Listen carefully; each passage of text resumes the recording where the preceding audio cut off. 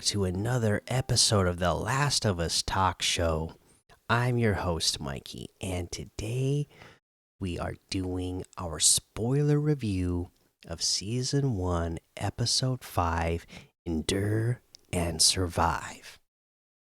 So, if you have not watched the episode yet, pause this and come back after you've completed watching it. Trust me, you do not want to be spoiled on what's happening and what happens in this episode. Okay? Before we get into that, I do need to correct one mistake that I made in a previous episode when talking about the video game comparison for the last episode. Okay, I said that when Ellie had the pun book, I said that she didn't have it during that episode, and I just got that wrong. She did have it. She would have had it in the video game during that point.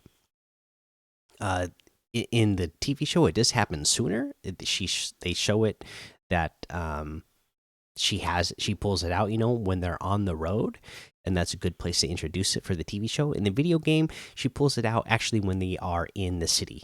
Remember, in the TV show they're in Kansas City, in the video game they're in Pittsburgh, and she definitely has it in the city. For some reason in my mind, I thought she didn't have it till later, compared to where the TV episode was. I had remember her using that pun book with Sam and Henry in the video game, but I forgot that she had actually used it before that as well. So just wanted to correct that mistake. If anybody,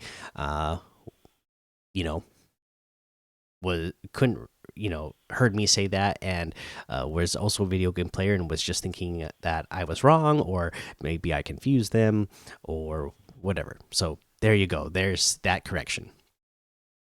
But let's go ahead and get into this spoiler review of Endure and Survive. Again, directed by Jeremy Webb.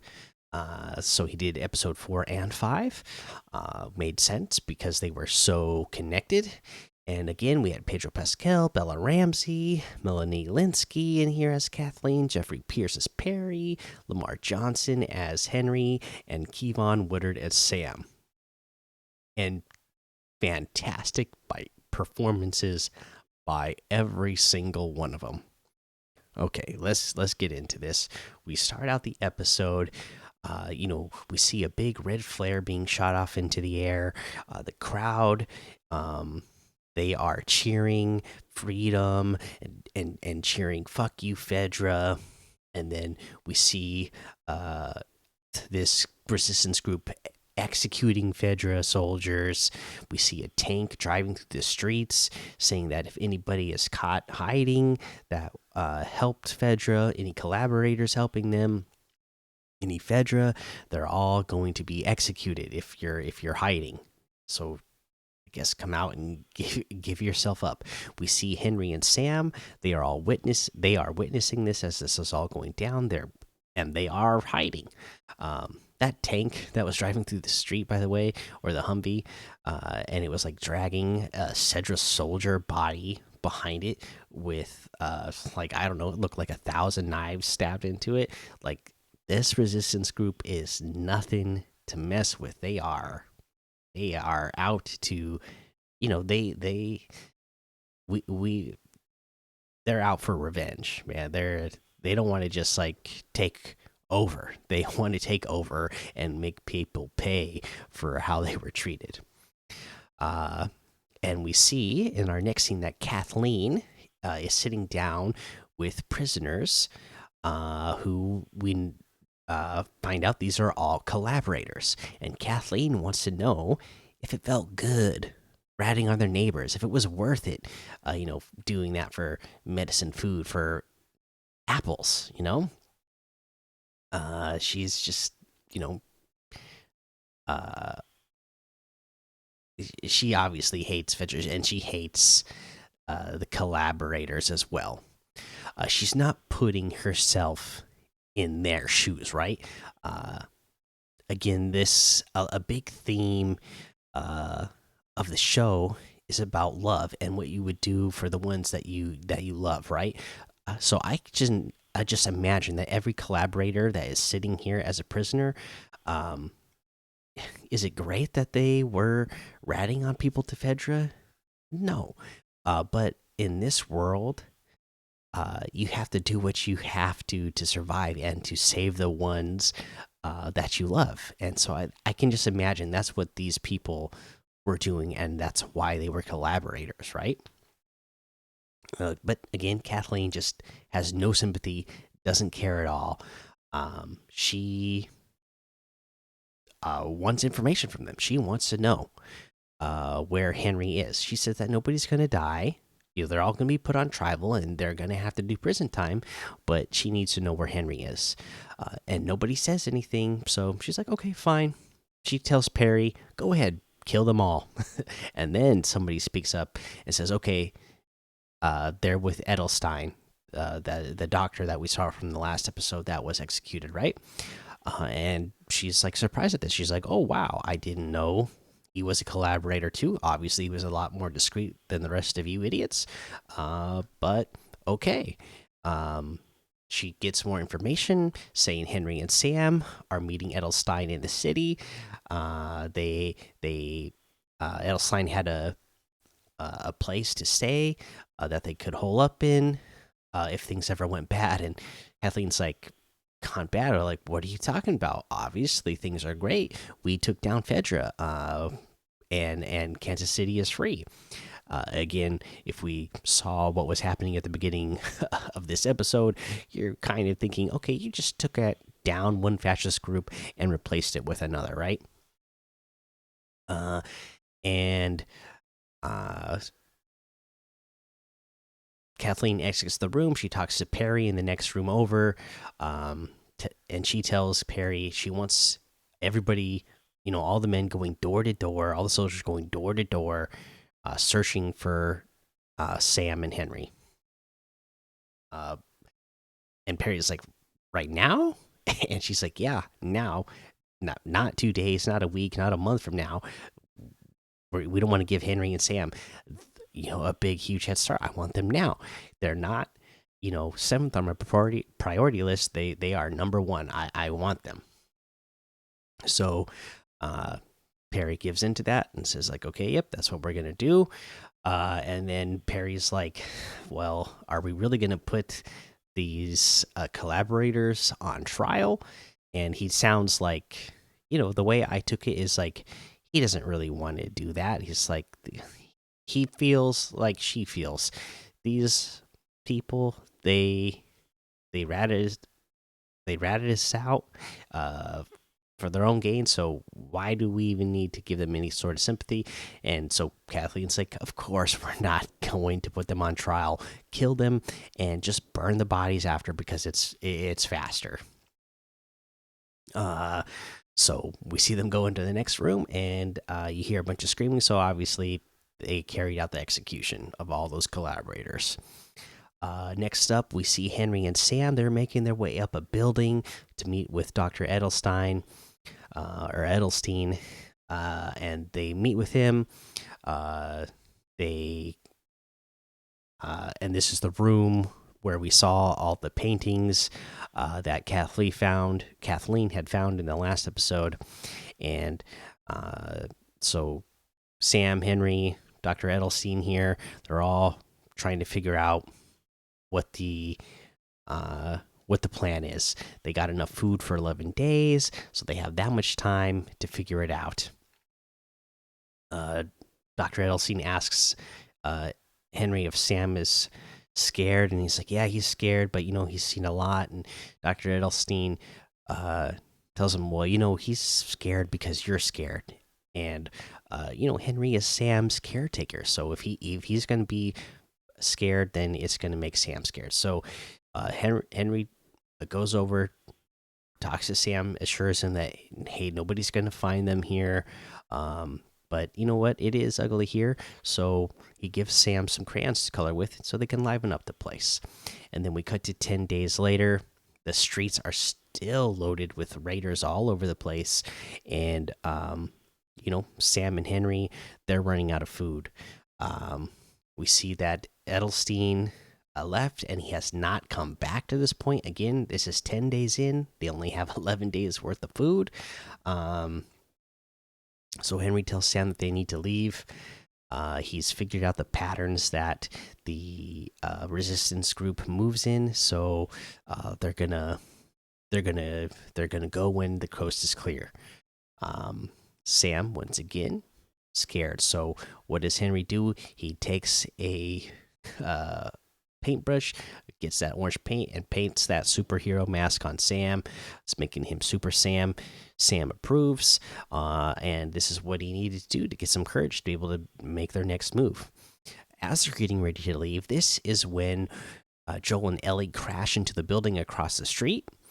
And we get the shootout that we saw in the last episode, and Henry is watching this from across the street. And this is where he decides they need to make a new plan. So now they are going to change their plan for getting out of the city.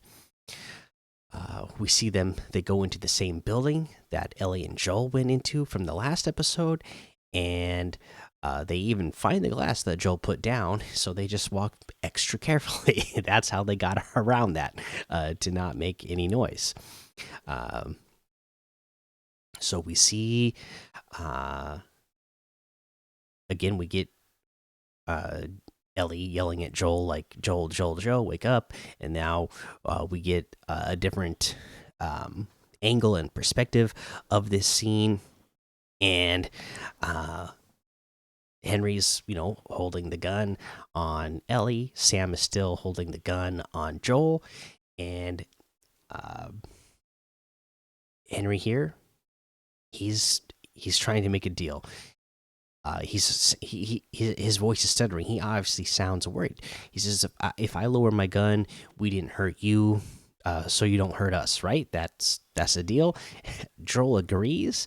He just says, "That's right," but not with such a great tone. Pretty like sarcastic kind of tone.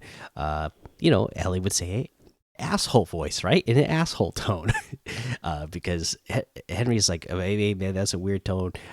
I don't know if I trust you now." And Ellie's just like, "Nope, that's just his voice." And then Ellie even tells Joel to tell them everything's gonna be okay, and he's just like, Joel agrees again, but he's like, "Yeah, everything's great." But okay, Henry's got no other choice at this point, so he tells him, "Okay, I'm just gonna put the gun down, and I'm gonna trust you." And here's the deal: Henry, he's the most wanted man in Kansas City, but he saw what happened, so he can guess that they are probably the second most wanted. And the way he can help them is to show them a way out of the city in the morning.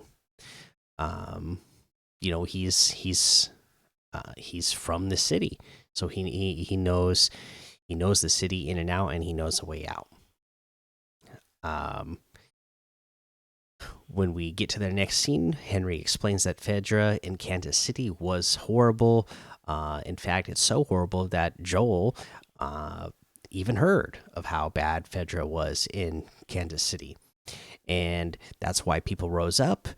And, when you get treated as bad as people did by Fedra, when they get their chance to do the same against you, then they do. And then they do even worse. And then he tells Joel that he wasn't Fedra. In fact, he was worse. He was a collaborator. And Joel says, "I don't work with rats." And this is where Henry's like, "Well, today you do, because I'm the one that has a plan to get you out of the city and knows how to get you out of this city. And he tells them the plan here, and it's to use tunnels. Um, the problem is that the infected were driven underground by Fedra about 15 years ago. Uh, so, it could potentially be dangerous, but he says that the Fedra guy that he worked with told him that Fedra went down through these tunnels and cleared it out 3 years ago. So Joel's like, well, why do you even need us then if you already know? If you think it's cleared out, why would you need us? And he says, well, like, uh, Joel and Ellie, when he said it was cleared out 3 years ago, they became skeptical because, okay, it's been a while, right? That 3 years is a long time. There could be infected down there. So he says, yeah, there could be a couple down there, but I seen the way you handled the shootout when you first got here to the city, so you guys can help me get through because I can't get through by myself with uh Sam. He tells Joel, that I've never been violent. Like, in fact, the gun that I had pointed, the guns that we had pointed at you and Ellie, they weren't even loaded. Earlier in the episode, when they met up with Dr. Edelstein, they had talked about how they were out of ammo, so they were holding unloaded guns on them, and that was the most that he's ever come to being actually violent. So if there do end up being one or two infected down there, they need somebody who can handle themselves. And Ellie even told them, hey, we took on 2 clickers. And Henry's like, see, if you guys took on 2 of those things, then you're the right people to help us out of here.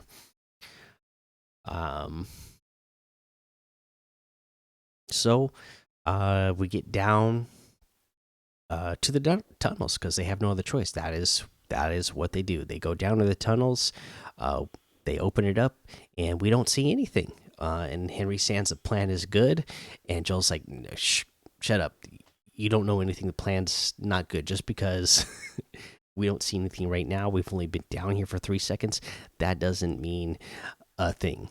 And then I liked a line that we got here where Henry says to Ellie, your dad's pessimistic. And then Ellie and Joel both at the same time, they're like, Joel is like, I'm not her dad. And Ellie's like, he's not my dad. And they say it this same exact time. Made for a nice little comedic, moment in the episode. It was needed because there's a lot of suspenseful, high intensity stuff going on throughout the episode.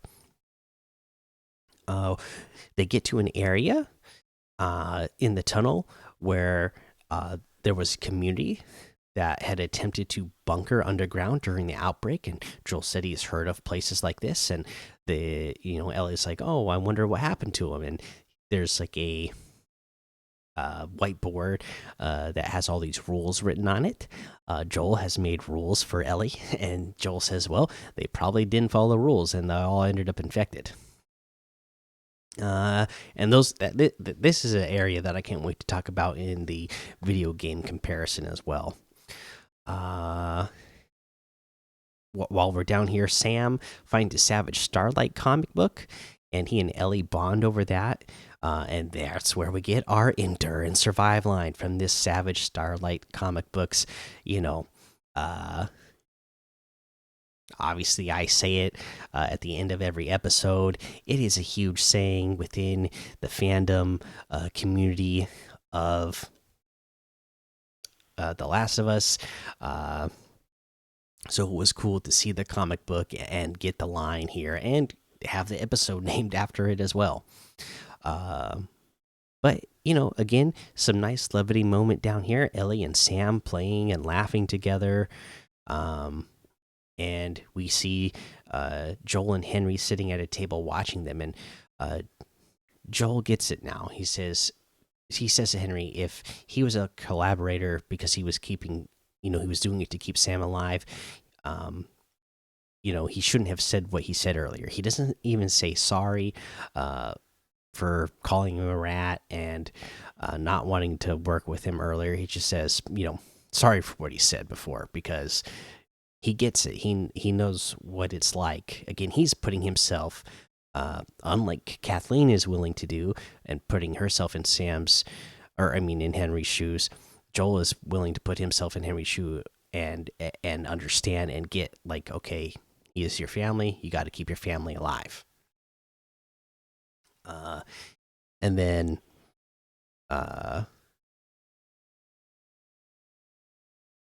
Henry's like, I knew you would get it because you may not be Ellie's father, but you were someone's father, right? I could tell. And then, actually, before he gets to that line, so Henry tells Joel, okay, I wasn't completely truthful with you earlier. I was responsible for someone's death. And then we find out that, yes, he was the one that gave up Kathleen's brother, and he was a leader. He was the kind of leader that even Henry would follow, and would follow anywhere and do anything for. And Kathleen's brother Michael, he was the leader of the Kansas City Resistance. But Sam had cancer, and Fedra, of course, they're the ones with the medicine. He needed it to keep Sam alive, so he had to give up Michael, and they obviously took him prisoner and beat him to death. And again, what could he do? And then this is after they have this conversation about him giving up Michael and being distraught over it, because he is sad that he had to give up Michael and turn him in, because he did seem, he was a good leader, but he had to keep his brother alive, right? But then again, this is where we get the line where Henry says, like, I could tell you were someone's father. And then now Joel is ready to go. He's like, okay, we've been down here long enough. Let's go. He doesn't want to talk about it. And then we jump to our next scene back with Kathleen in like a child's bedroom. Perry's there. He tells Kathleen that they haven't found Henry, Sam, or the people responsible for killing Brian. And Kathleen is like, okay, well, I guess we're not doing so good. She tells Perry, this is the room where I grew up with, her brother Michael. And, they would, it's Kansas City. There'd be thunderstorms, and she would be horrified as she was a kid. But her brother Michael, he was a loving man, a good man, and would tell her that they were protected in those walls and make her feel good, because that's the kind of man he was. He was a good man. Says that she says that he would have been horrified of the things that she has done since taking over the resistance, right? And she knows, she's telling Perry, if you come to tell me Michael would want me to forgive Henry and Sam, she knows that he would want her to forgive, because in fact he told her that the last time that she saw him alive, when he was in prison. She told him, and he wanted her to forgive, but she does not see any justice in that, so that is not what is going to happen. And Perry reassures her, says, Michael, yeah, he was a great man. He was a great leader. But he didn't get it done. He didn't, Kathleen, obviously, she's the more aggressive and ruthless one. So maybe Michael is not willing to go that far. We see that Kathleen is willing to go however far she needs to. So Perry says, you know, he didn't actually get anything changed. You did. So I'm with you and we're with you. And they agreed. Yep, they're still going to find uh, Henry and Sam. We jump back to Joel and the group. They they have made it through the tunnel, and here we see Henry going on again about how his plan is good and what they're going to do next, and um, they just got to get through the neighborhood. They're going to go down to the end of the street. They're going to cross the river, and boom, they're out. Uh, Ellie is telling them, "Oh well, we're going to Wyoming. You could join us." And Joel gives her a look like, And uh, Henry's like, maybe it's better if we part our ways anyways. And Ellie's like, no, no, you guys will come with us. He says no now, but I'll start asking him a million times, and then he's gonna give. And as she's saying all this, boom, they get shot at, a sniper shot close to them. They got to duck for cover behind cars, and they just keep taking shots. Thankfully, whoever's shooting at them got no aim. Right? It's dark as well, so hard to see. Anyways, um, they're um, they're taking fire. Joel's trying to assess the situation, figure out what to do. He figures out where the fire is coming from, and he says that he's going to go around the back of the house, get upstairs, and sneak up behind this guy, and then kill him. And then Ellie's worried. Because Henry and Sam just like tried to take off running, got shot at, and almost killed, and had to come back over to the car and hide behind there with him. So Ellie's worried, just like,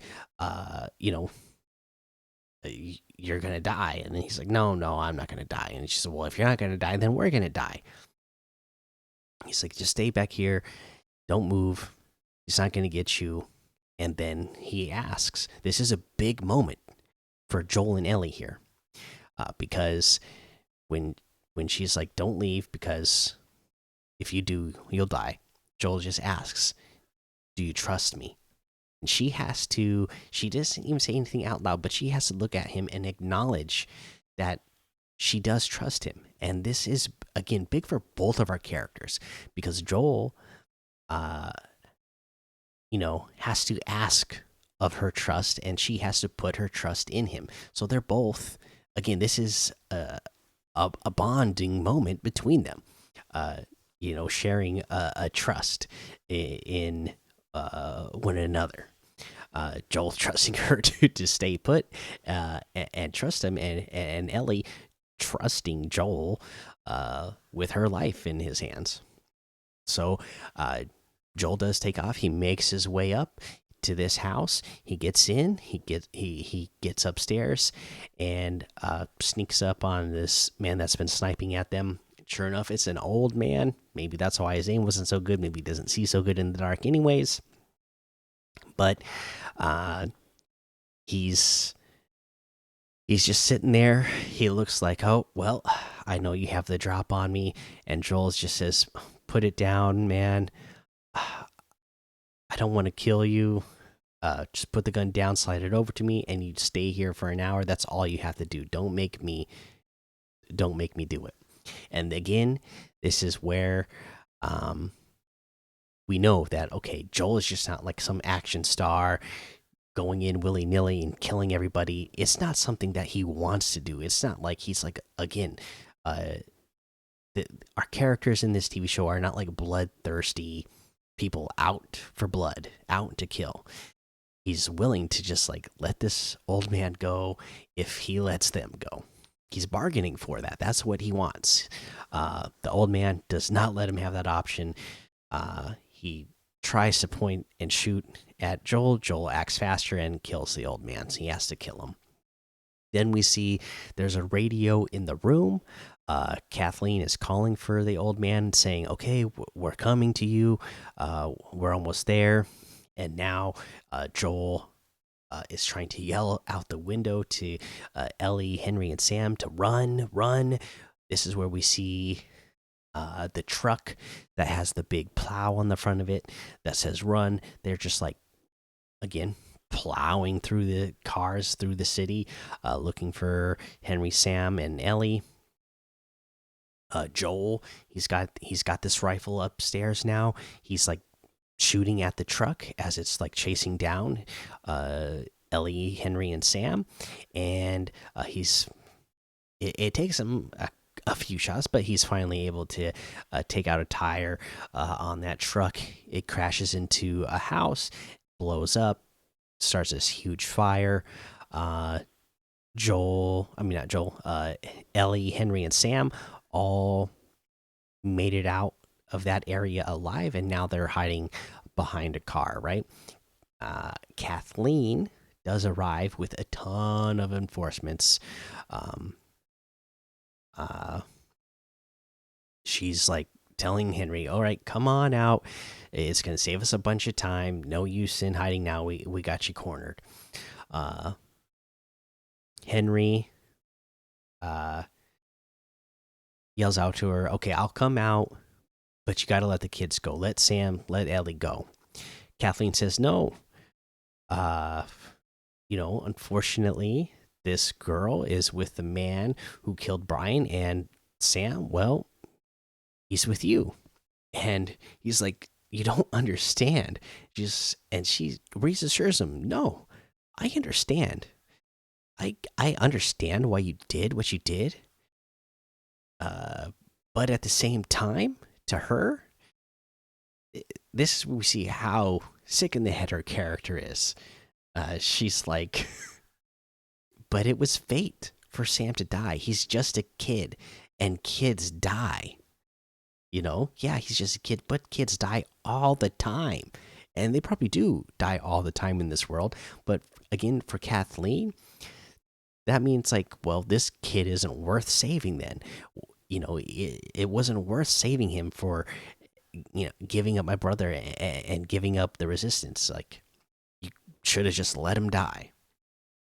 In her mind, in her world, his life wasn't worth it.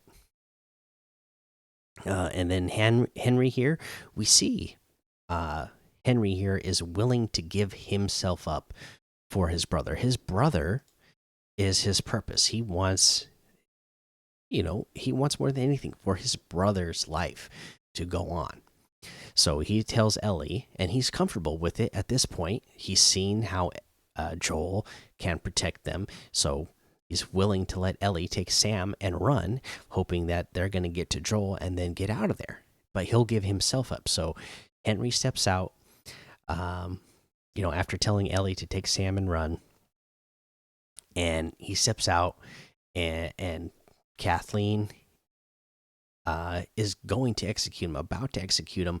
But then, of course, the truck that had blew up and caught the house on fire, that's behind them. Earlier, it, I guess, got hot enough right on the ground there. And these infected that we heard were underground. Yeah, they weren't in the tunnel section that had been cleared out, but they had obviously just moved to another area. That truck creates a manhole, and a ton of infected come pouring out and attack the group. And it looks amazing.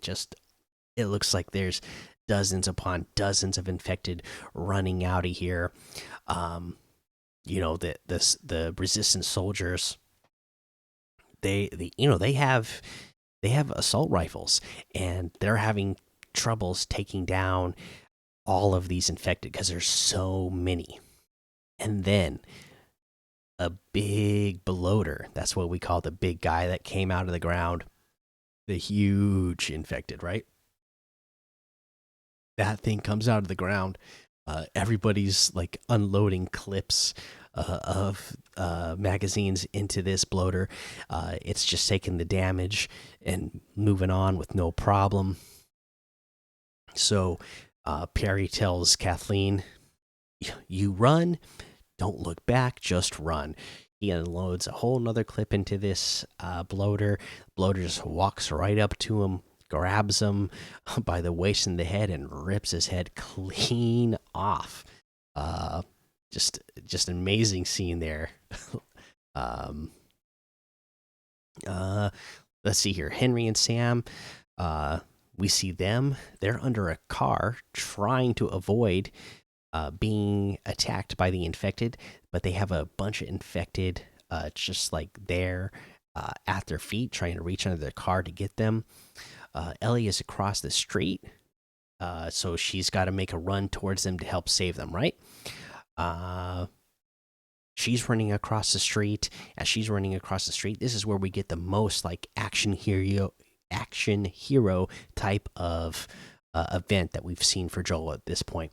He's got his his rifle up there, and he is like sniping these infected down one by one. The ones that are getting close to Ellie to keep her safe. She ducks into a car to avoid some infected, and it she ends up getting trapped in the car there with a child clicker who is in the car. Just the creepiest looking thing. Never seen any child infected in the video games either. So to see them in the TV show, oh, that was creepy. Thankfully, she's able to get out of the car. She runs over to Henry and Sam, where they're being attacked by those infected. She gets out her knife, boom, boom, stabs and kills the infected that are attacking them. And they get out from under the car. They try to make a run for it, but then Kathleen shows up again. She holds them up at gunpoint. Again, she's ready to execute them. And then that child clicker from before, uh, and rightfully so, takes down Kathleen. She doesn't think kids' lives are worth it, and they die all the times anyway. So she gets torn to pieces by this child clicker. Right as this goes down, Joel makes his way to the kids here, and then they all make a run for it. Next scene, we see Joel with Henry, Sam, and Ellie. They're in like some sort of motel. They've all made it safe and sound, it seems. And Ellie and Sam are there reading comic books and bonding, having a good time. And then Joel tells Henry, you know what? Maybe you can join us to Wyoming. I don't know how I'm getting there. It looks like I'm probably going to be walking. But Henry and Sam can join them. And then Henry's like, yeah, it would be good for Sam to have a friend. And, they don't really have a lot of choices of anywhere to go. Obviously, Henry knows that sticking with Joel is probably the safest thing to do, have somebody that can help protect them. So he's like, yeah, I'm going to tell Sam in the morning. That will be the plan. So he goes, tells Sam, you know what, you need to get to bed. And then Sam and Ellie, they have they're sharing a room. They close the door and look like they're going to get ready for bed here, where they have before they go to bed, Sam has a conversation with Ellie, and he asks her like, are you ever scared? And she's like, do I not look scared? And he's like, never. And she's like, oh, well, I'm scared all the time. And then she jokingly says like, oh, by scorpions, right? And he's he's an 8-year-old kid, but he's not dumb. He's not trying to be playful in this moment. He's trying to be serious and wants to be taken seriously. So she erases that and then writes down, and I'm also scared of being alone. And then Sam wants to know, he's scared of those monsters, and he wants to know, those monsters, are the people still inside? And we've seen Ellie test this. Again, that is my theory, what she was doing in that episode with that infected that was trapped under the rubble in that gas station. She was seeing if there was a person still inside, so she can reassure him herself that no, there's not. The people aren't still inside. But uh, she can tell. Again, same thing with Tess.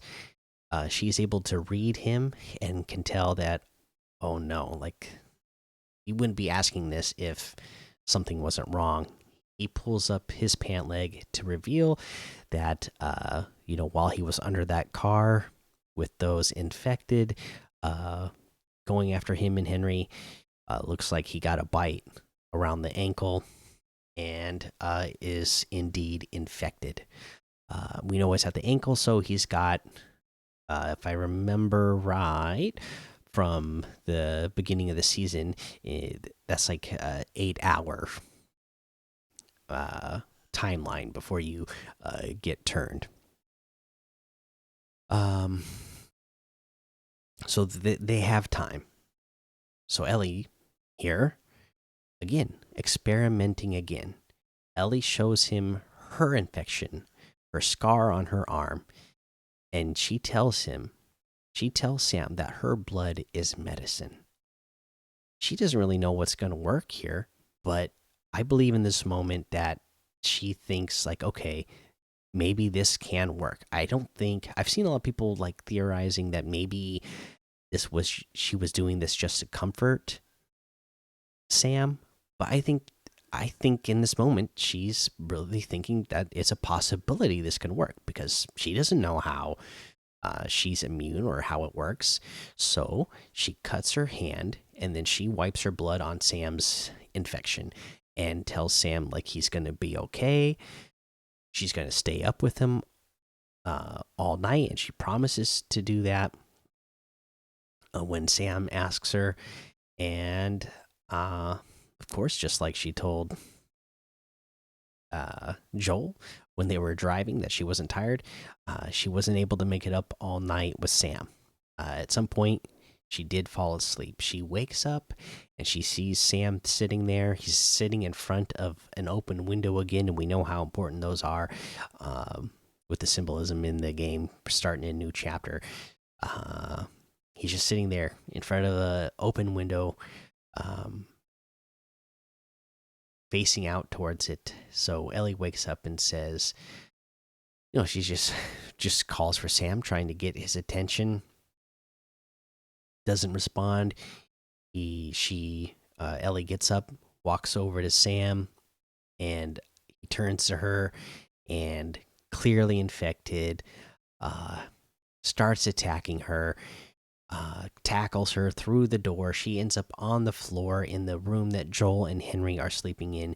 Joel goes to reach for a gun, but Henry grabs it, and Joel starts trying to run towards Sam and Ellie. I guess at this point he's thinking he can just tackle Sam off of Ellie or do whatever he needs to do to get Sam off of Ellie. So Henry shoots in the direction of Joel at his feet.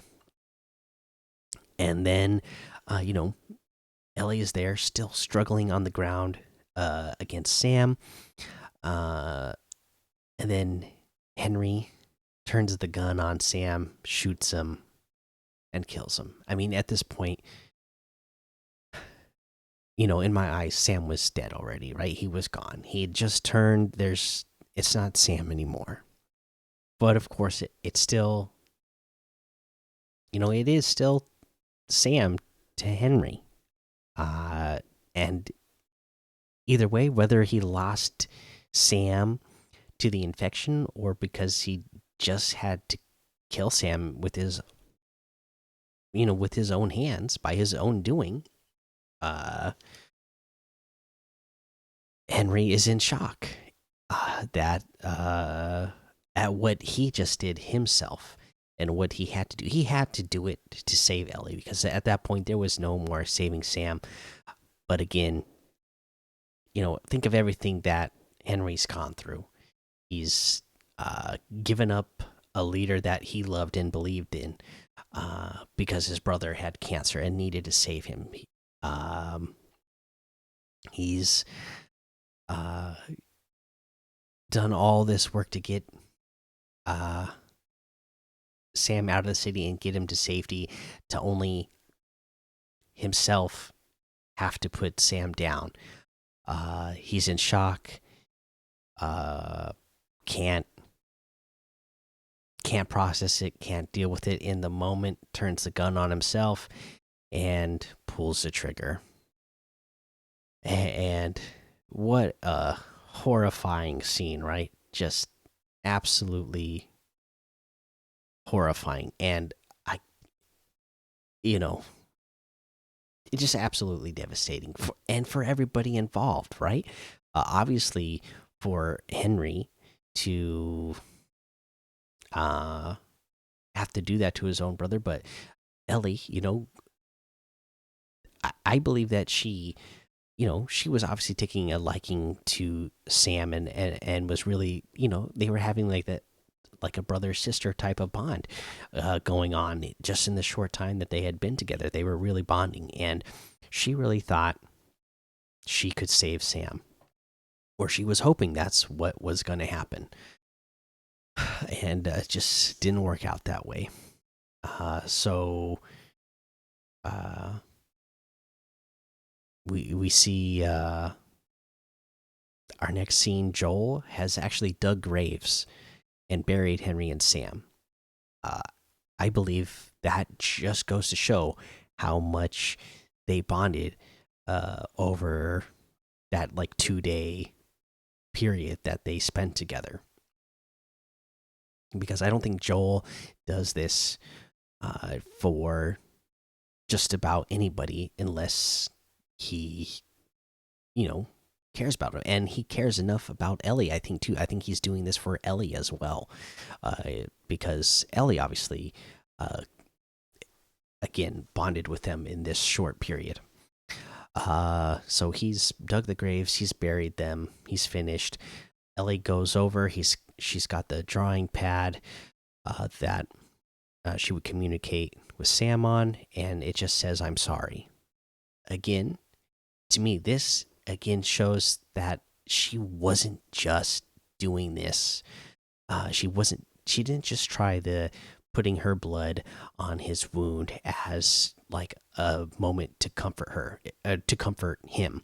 It wasn't just I don't think she saw it as, oh, I know he's going to turn, but let me do this to give him some comfort. I think she was really experimenting and really trying something that she thought would, or she hoped would work.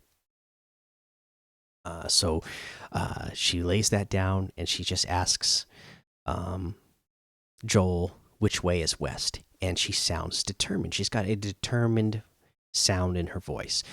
And why she want to know which way west is? Because that's where Wyoming is. That's the direction of the fireflies and this science lab where they could potentially find a cure for. Right. So she sounds determined which way is west.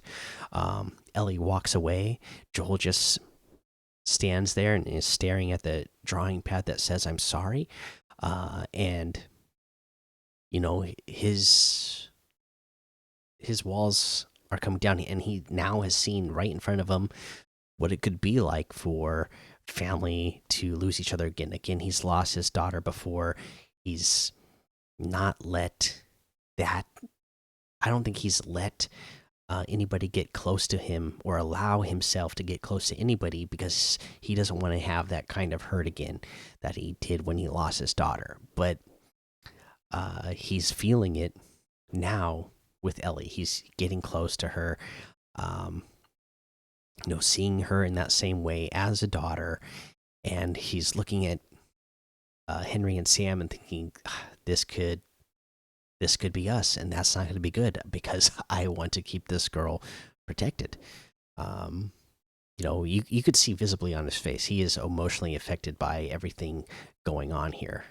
Now he's not just ready to move on to the next thing. But again, Ellie has already